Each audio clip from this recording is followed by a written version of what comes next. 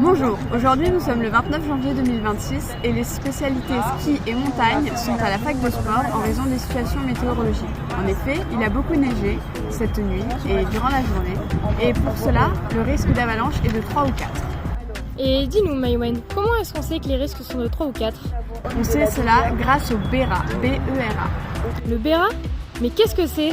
Le BERA, c'est simple, c'est le bulletin d'estimation des risques d'avalanche.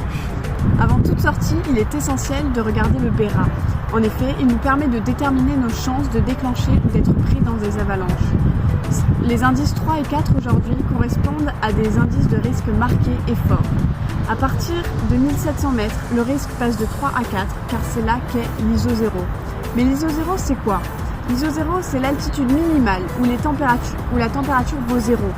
C'est-à-dire qu'en dessous, la température sera positive et au-dessus, les températures seront négatives.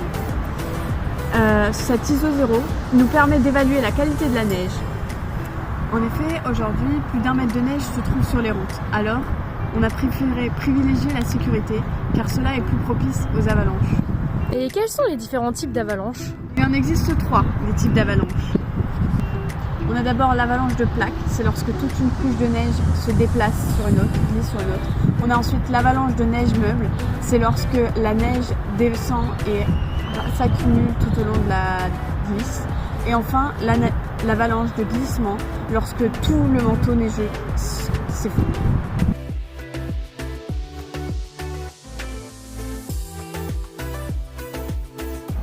C'est bon. C'est bon. Alors, pour allumer le DVA, d'abord il faut appuyer là et dès qu'on l'allume, il passe en mode émission, ce qui veut dire qu'il émet des ondes qui vont permettre aux personnes de nous retrouver si on est pris dans une avalanche. Ce qui nous affiche ça. Il nous dit ok, tout est bon, on peut vérifier la batterie juste là, 99%, c'est parfait, il faut au moins 90% de batterie. Ensuite, pour passer en mode recherche, pour pouvoir chercher les copains s'ils sont pris dans une avalanche, pareil, il faut appuyer là pour débloquer le bouton et passer en mode recherche. Là, nous avons même un signal. Et ensuite, le petit drapeau qu'il y a là, c'est pour chercher un nouvel appareil quand on a fini de trouver quelqu'un, pour trouver quelqu'un d'autre. Et normalement, il va chercher un autre signal. Bon, là, apparemment, il n'y en a qu'un. Donc voilà, mais... Et pour l'éteindre, pareil, on appuie sur le bouton. Et... Nous avons d'abord commencé par délimiter une zone d'avalanche avec des feux, représentés ici dans la vidéo. Pour rechercher quelqu'un s'il est pris dans une avalanche, nous allons commencer à la chercher à partir de du dernier endroit où nous l'avons vu. Et je vais faire des diagonales dans la largeur de l'avalanche pour ne pas passer à côté.